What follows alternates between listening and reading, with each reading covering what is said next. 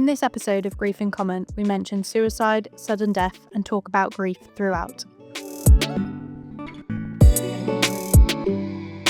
Hi everyone, and welcome back to the Winston podcast. My name's Toby. You might have seen me on a few episodes from season 2.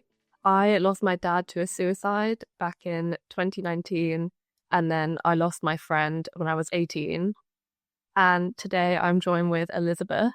I'm Elizabeth. I've been on another podcast in season 2. I lost my dad when I was 3 in 2009, and then 2 years after that, I lost my grandma. Today, it's a bit of a different episode because we've got questions both from people who follow the Instagram and also from Google. And so, yeah, it's going to be quite interesting to go through all of that and give our own perspectives on everything. So I'll ask the first question, which is, what does grieving look like for you? Because obviously I was so young when I lost my dad. I didn't understand what was going on. But then as you've got older, I've realised that no, he's not coming back anymore, and that's you learn to live with the person you've lost, so it doesn't exactly leave, it still stays there, but you just learn to incorporate it into your life, and that becomes like your day-to-day things that you have to work with. Yeah, and it kind of like, I feel like with what grieving looks like, people often use the 5 stages of grief to kind of like describe that. For me, I definitely like kind of still now, it's been almost 6 years, I kind of like flick back and forth between all of them.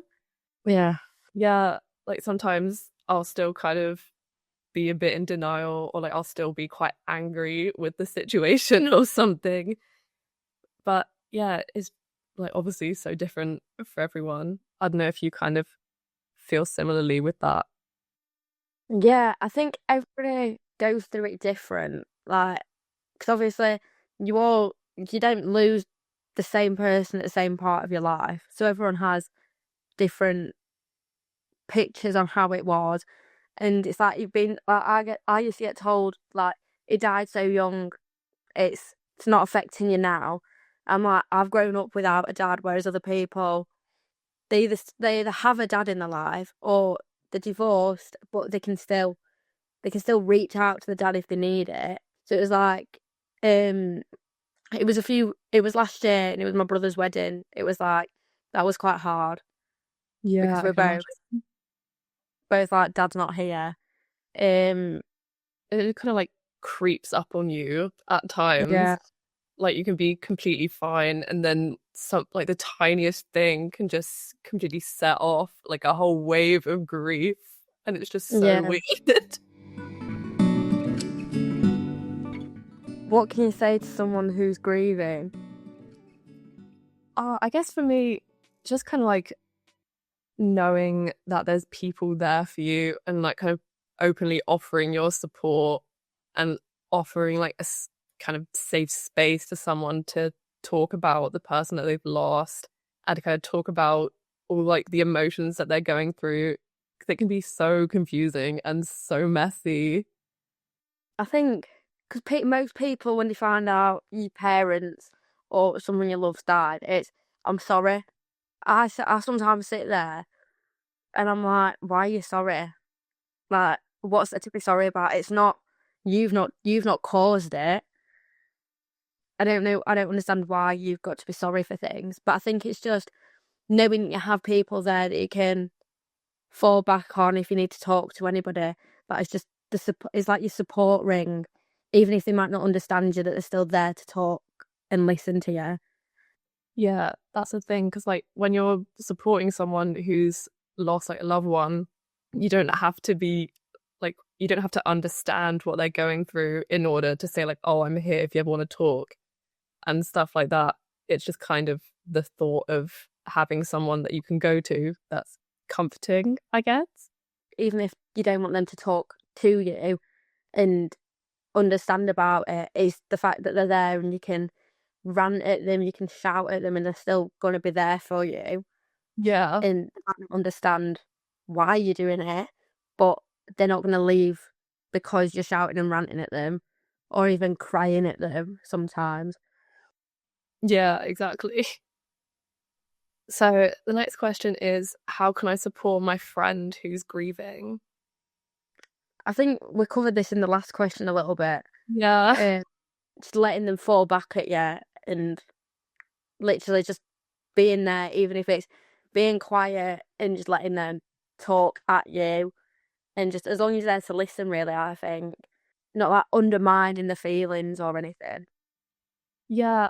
And I guess like for me, it was kind of little things that my friends did that kind of helped me as well.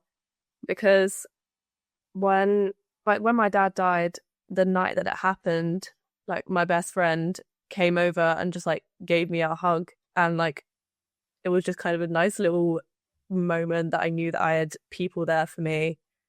And one of my other friends just brought me over like a bouquet of flowers.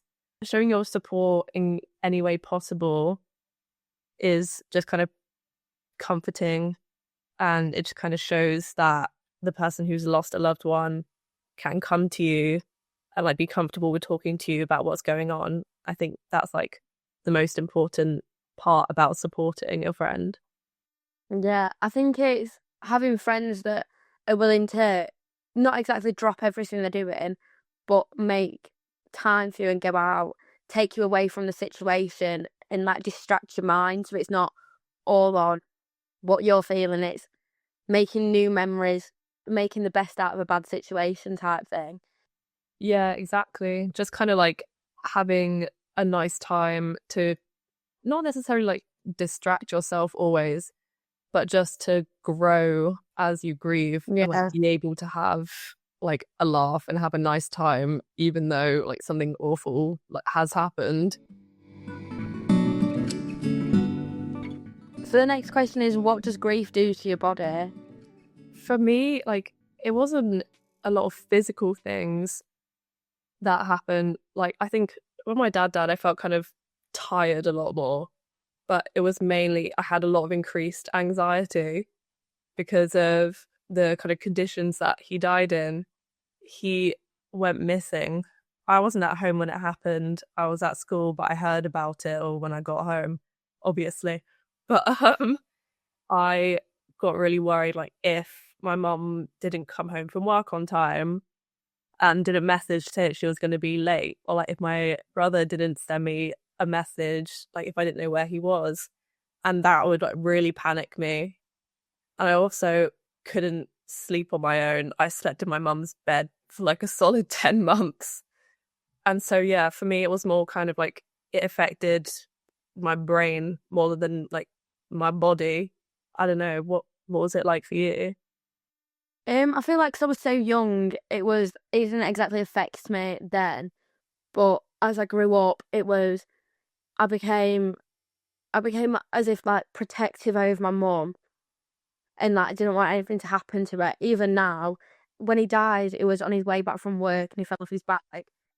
When she's coming home from work, if she's not here, so I know she finished at 3:30, she'll be home for 4:00.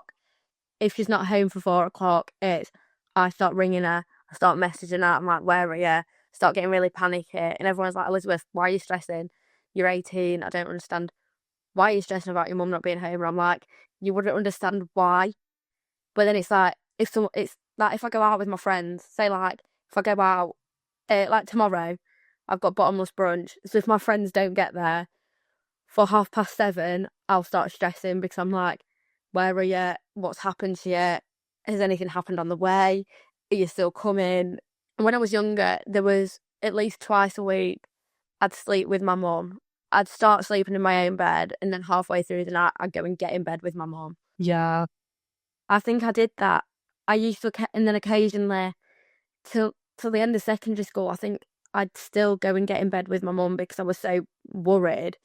And then it was like the night before my GCSEs, I was like, I just need my mum. So I got in bed with my mum, and everyone was like, you slept with your mum the night before you got your GCSEs? And I was like, because I'm so close to my mum, and there's nothing I can do about that. It's how my brain is, and I don't want anything to happen to my mum. So I feel like it was more of a comfort thing, and that I felt like if I was with her, nothing could happen to her. Yeah. It's like the Bridget Jones, the new Bridget Jones film. I haven't seen that. Well, me and my mum went to watch it, and it was very, because she's got 2 young children, the same age as me and my brother, and her husband's died, so it was everything we did together. Right, okay. Being in bed with her, like getting into bed with mum, and people have different things to do with your body, but then I feel like when you've got 2 young children, it's all like you're going to fight or flight and you need to do what's best. You think about your children and how to protect them, whereas I was thinking, instead of looking after me, it was, I need to protect my mum. Yeah. I don't know if I felt protective over my mum. It was more kind of like, I don't want her to like have issues like my dad and do what he did.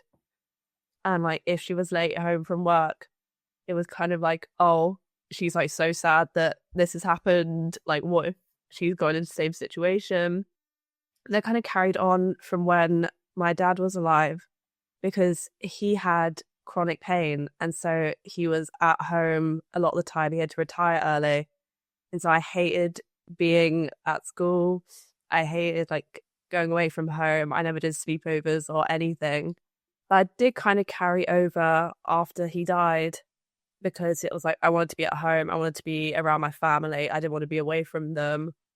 But then like that kind of has calmed down over the years. But I do still get like scared and like protective, like you said, like if I don't get messages back instantly, Yeah. it's like sudden panic, like trauma response. Yeah. How can grief affect relationships? Well, feel like when people find out he's died, they suddenly, I'm really sorry.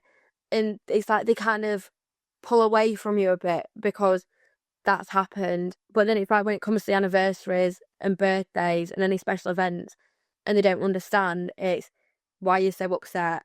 So it's like they kind of pull away at the instance, but then they kind of come in on you when you're obviously either too happy or you're really upset when it's a special event. So it's a weird thing.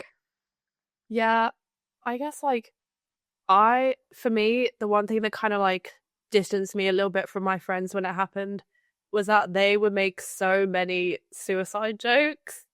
And at some point I did have to like message them and be like, hey, can you like not do this around me? They were just weird about it. But yeah, I think mostly with my friends, like my older friends, it definitely did kind of bring us together a little bit more, because I've got quite a few friends who I've known like since we were born, and so they grew up with my dad. But then, like you said, when you kind of tell people that you kind of first meet, it's a little bit awkward because you're trying to figure out how to like have this new friendship, like how you should approach telling someone, like how it's going to kind of affect your friendship. I don't know, it's weird. I think I've got one friend that I've known since she was born. So she's a year younger than me and I've known her since she was born. And she's the one person that understands type of thing. I think she knew him for about a year. Yeah. And then he died. But she's the one person, like her mum and my mum are really good friends. The point I was at her birthday party the same day as my dad's funeral because God. I was too young to go to my dad's funeral, so I went to her birthday party instead. We're now really close. And she understands when it's the anniversary, when it's his birthday. She's there if I need to talk to her. But it's like this year it's gonna be quite hard for his anniversary because it's her birthday the 2 days before. So for her birthday I'm taking her to London. On his anniversary we're going to the theatre, we're going to see Magic Mike, so it's gonna be like, that's quite hard.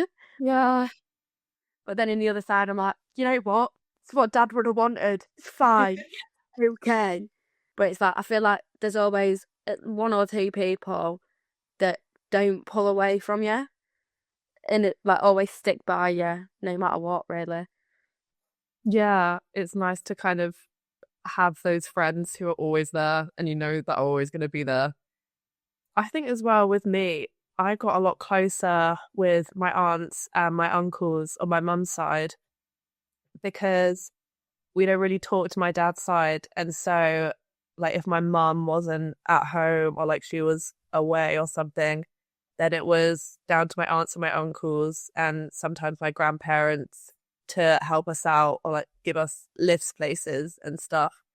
And they still now always say, like, if you ever need to come round, if you ever just need a break from like home, then we can know that we can always go to their houses because luckily we all live quite close together.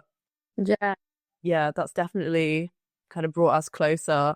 I think on the same topic as you there, my dad's side of the family, we don't speak to that often.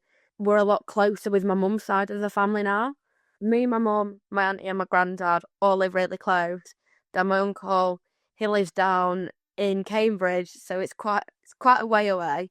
But I'm closest with my uncle, and it's like he's, in a way, he stepped in to be like the father figure type thing. So after my GCSEs, I went down and stayed with him for a month, so I could get out of the house and breathe type of thing, and went and lived with him. How do I handle telling new people that my person has died? I think for me, I like when I've come to uni and I've met like a bunch of new people, at first I'll like talk about my stepdad a lot and I'll kind of talk about my dad in past tense. And then eventually, like if it comes up, then I'll mention the fact that he has died. I think in like the first week of university, I was out for drinks with some new people. I've got this necklace and it's an M for my dad's name. And my friend was like, "Oh, is that like a zodiac necklace or something?" I said, "No, it's a letter." She was like, "Oh, whose name is it?" So I said, "It's my dad's." She was like, "Is he alive?" And that immediately got it out of the way. Like, on one hand, I didn't plan on telling people that soon because I didn't want it to like affect our friendship or anything, which it hasn't. But on the other hand, I was grateful that like it was just kind of not a fun conversation, but it was just like a really chill way to have told someone. There's a difference between how me and you tell people, because I've got to the point now where it's, if I don't laugh, I'll cry. Yeah. So I have to make jokes about it. And there's some TikToks I posted, and that's where people find out he's died. And they're like, "Why are you posting them, Elizabeth?" And I'm like, "Because it's funny. It's funny. Do you want me to sit and cry to you? Or do you want me to sit and laugh about it?" But it was like, I was getting my tattoo, and we were about something, and it was what other people's dads were doing. And I was sat there, I was like, yeah, can't relate, guys. Can't relate. I think when I first started making jokes, Mum was like, "Elizabeth, that's quite insensitive." I was like, okay, I'll slow down then. And now she's come to terms with it. So I got a Tinkerbell on the back of my arm. Oh, that's lovely. Because that's what he always used to call me. But then that name has also been passed into the family, and that's what everyone calls me. So it's like, yeah, that's really lovely. How can grief affect decision making? my decision making when it comes to the special event, special like occasions, and it's people saying, "Do you want to go out?" And I'm sat there like, I don't really want to get out of bed. I'm just not in the right place. But then again, it's like, but what if they do something that I want to do while they're out? What if they go to a new restaurant and I've missed out on it because I can't bring myself to get out of bed? It's that type of thing that goes through your head, I think. Yeah, for me, I guess like I kind of find making decisions about like bigger things a bit easier because I have moved like to the other side of the country for university, and I've been to concerts away from home, like a few nights and everything. And when my dad was alive, I would have never like done any of this. Like, I used to cry going to school in the morning because I didn't want to be away from home.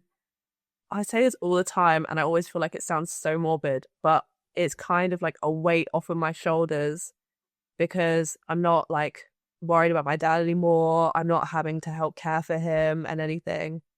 And so it does making decisions like that a bit easier. But I think I got so impulsive after he just died, and I just kind of make random decisions. Like, I think after my mum told me, I cried for like an hour, and then I was like, you know what? I want to make donuts now. My mum was just like, okay, go for it. But it was just kind of, I didn't know what to do. I just needed to do something. And so the decision I made was to go bake donuts. Some decisions, it's like, what would Dad do? What would he approve of doing? Like, when I bought my first car, it was very much, would Dad like this car? What would he think about it? Would he approve of me spending this much on a car? Like, it's always running through my head. But then I feel like since I turned 18, it's, my dad's not here, I'm 18. I can do what I want. So it's very impulsive things I've done this year, like booked to go to London with my best friend. I'm going to Marbella. I'm going to Silverstone. So it's like, I was like, I don't think Dad would have let me do this. But now he's not here type of thing, I can do it. Because my mum's always like, I don't think Dad would have let you do that. And I'm like, it wouldn't have, but where is he? He's not here right now type of thing. Yeah, it's kind of like, what would Dad do constantly, like when you're making all these choices and that. It's even like, even if me and Mum go food shopping, it's, what would Dad made for dinner? Something like that. Would he have eaten this? But I don't think people actually understand that goes through your head quite a lot. And I don't think they'd understand why it goes through your head if I told somebody, yeah, don't worry guys, I'm just thinking what my dad would have done right now. Yeah. And for me, like, especially because I was going to go to a college that was like 10 minutes down the road when my dad was alive. But then after he died, I was like, oh, okay, I can go to the better college. That's like a train ride away into the city. I wasn't anxious about leaving anymore.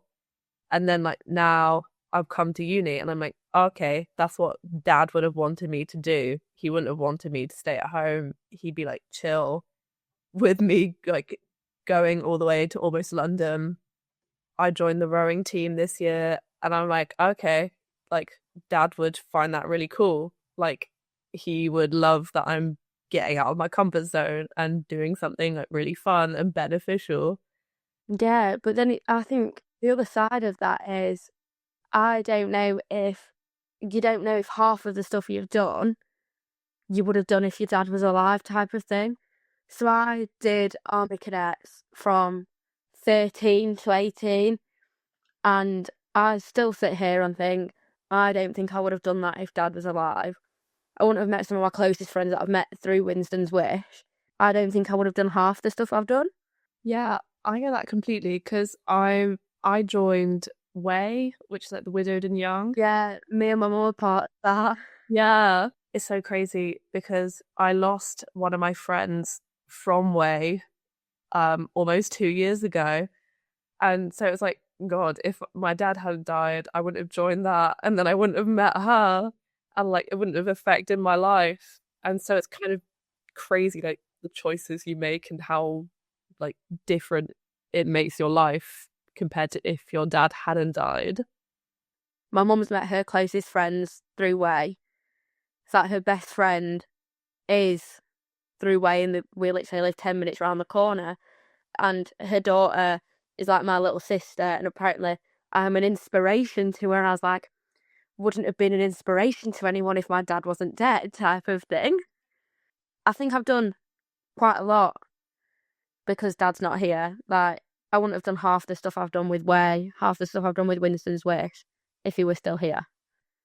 Yeah, I don't know, like, if it's the same with you, but I feel like I've become a lot more confident because you, like, don't have that extra parent there. You don't have another person kind of in your life. And so there's a lot more decisions that you've got to make kind of almost on your own.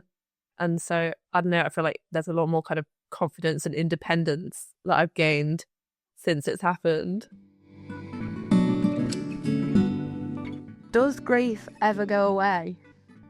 I feel like we've covered that. Unfortunately, it does not. Yeah, it just sticks with you, I think. There's positives and negatives to that because it shows that, like, the person that you lost, like, had that much impact and, like, love in your life, and you feel so much love for them. But at the same time, it's like I mentioned earlier, you'll be doing, like, you'll just be going about your day, then all of a sudden something tiny happens, and all of a sudden you're feeling really sad again. Yeah, it's like I'll be doing stuff, and then someone will bring up what they did with their dad, like the day before, and I'm like, okay, breathe, in and out, I'm okay.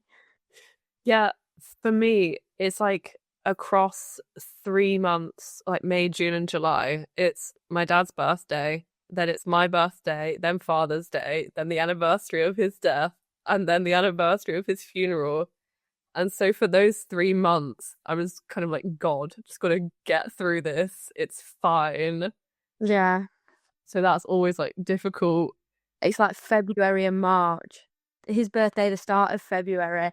Then then it's Valentine's Day, and then it's his anniversary, and then sometimes it's Mother's Day, and it's like, right, okay.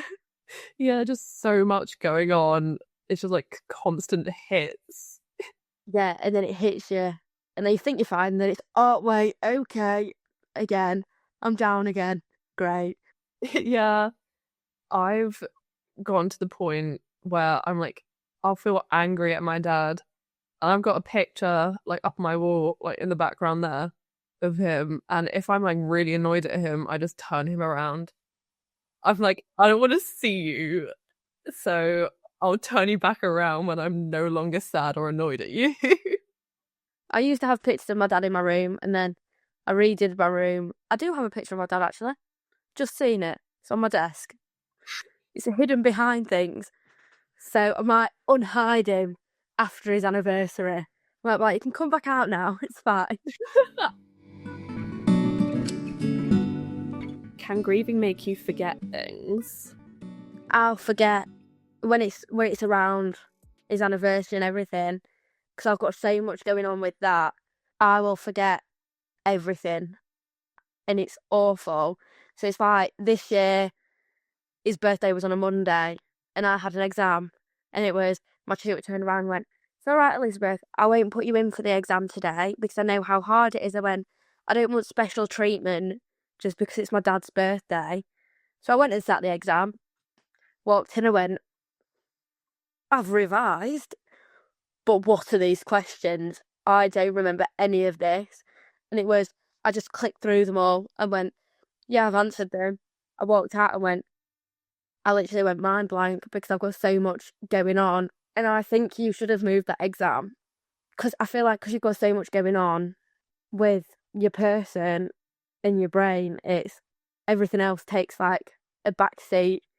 Yeah, I think, like, around, like, his birthday and, like, the anniversaries and that, it's just kind of, I get so muddled and, like, disorganized because all I'm thinking about is the fact that, like, all these anniversaries are coming up soon.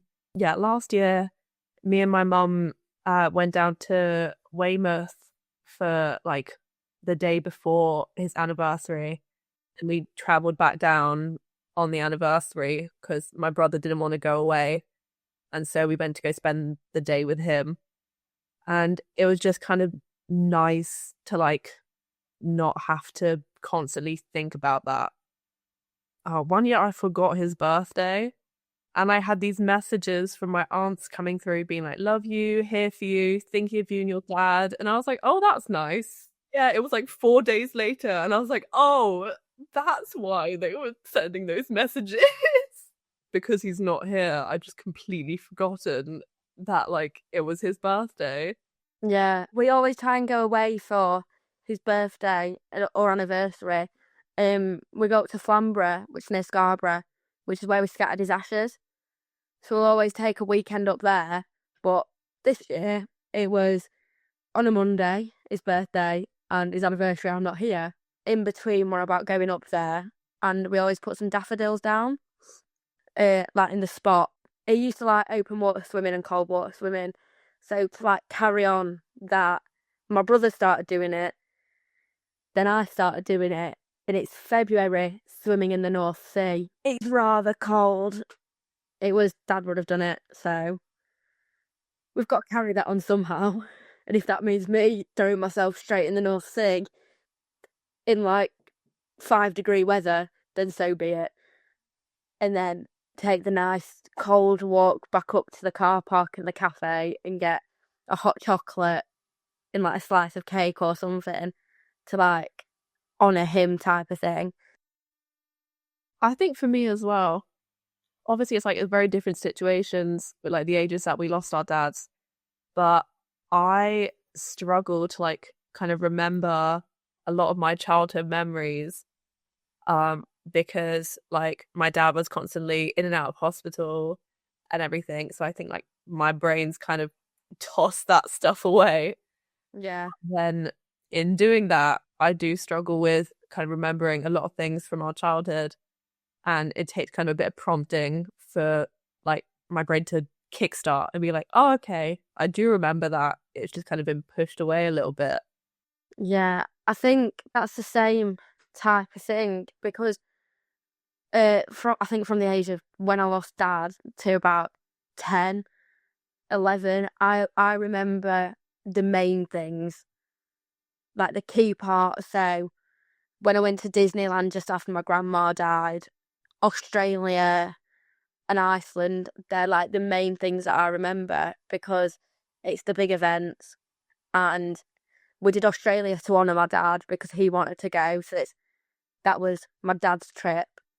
Yeah, because it's kind of like easy to remember things like that because obviously like big events in your life. Will I ever be happy again? And will I ever stop crying? Well, if you're like us, then you joke about it and you kind of, I don't know, honour them by having fun. Yeah. Yeah. My mum used to be like obsessed with this theory and I never used to get it, but like now I kind of understand it more. And it's like the box, ball and button like theory, like the box getting bigger and the ball getting smaller, but like the button stays the same size. And so like as you're growing, the ball isn't hitting the button, like the grief button, as much. But like when it does, you really like feel it and it still kind of like takes you out. And I think for me, that's really accurate with kind of how my grief has been, because most days like I'll be fine. Like with a lot of his anniversaries, like I've kind of been like a bit emotional, but like mainly okay. But then sometimes I'll just be like hit by like a tsunami of grief and I'll be sad for like a few days and I'll cry a lot. But then like I kind of go back to being a bit more at peace with it. And so like you do kind of grow with it and kind of learn to, I guess, handle it a bit better and like kind of deal with your emotions. Yeah, I think you're always going to be happy again, but it's always going to be there and it gets pushed to the back of your mind a little bit. So it's still there, but it's not as prominent as everything else. But then when it hits you, when it comes back up, it hits you like a ton of bricks. Yeah. And I think with my family as well, like my mum has made sure that like we still, like with Christmas and birthdays, that we still have fun and we don't feel like bad about celebrating. Because when it was like my first birthday after my dad died, I was like, I don't want to celebrate it. I don't want to do anything. And she was like, okay, we're going to do something small. From then on, I kind of realized that I don't have to like make it a big deal, kind of with Christmas and stuff. Like, you can still be sad around those times. Like, obviously you're going to be sad, it's completely valid, but you can still have fun and you can still enjoy yourself. Yeah, I think we always, for his birthday, we always do something. I'll always make a cake for him, and we'll always go out for dinner on his birthday, or we'll go to his favourite fish and chip restaurant for him. And it's Christmases, we have a little tree in the kitchen that it's got little baubles on for my dad and my grandma, and then on the main tree in the living room, we have a star at the top that says Daddy's the brightest star. It is emotional and you cry about it sometimes, but it's a happy time because you're including them in it. Yeah, exactly. I've like got a bauble with like my dad's name on it as well. And it's just like you said, it's nice to kind of include them still, like to, I don't know, feel like they're still there, kind of celebrating with you and things. I love that. So we used to work at a cutlery makers called Arthur Price. They gave us free rein in the shop when he died to have whatever we wanted. So we got this massive cutlery canteen, and that comes out on special occasions to include him in things. So it's like he made it's like a little children's knife and fork and spoon.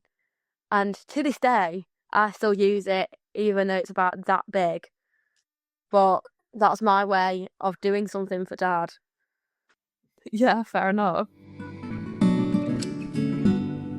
So the last one is, what can a parent or supporting adult do to help a grieving teenager? I think just like be honest about the situation, because when my dad died, I didn't know that he'd been really struggling with his mental health because I was only a kid. They're not going to tell me about that. But then when he did die, like, obviously we asked my mum what happened. She told us it was a suicide, and then kind of gave us like little like breadcrumbs about what had led to it. And I think being honest about like the situation definitely helps. And also like about your own emotions. Yeah. Because your kids like won't be able to fully embrace their grief and like kind of go through it if you're not also telling them how you're feeling about it. Yeah, I feel like there needs to be honest. When you're younger, just approach it like your dad's not here anymore, he's not coming back. Because there's someone in Way who wrote a book called Is Daddy Coming Back in a Minute?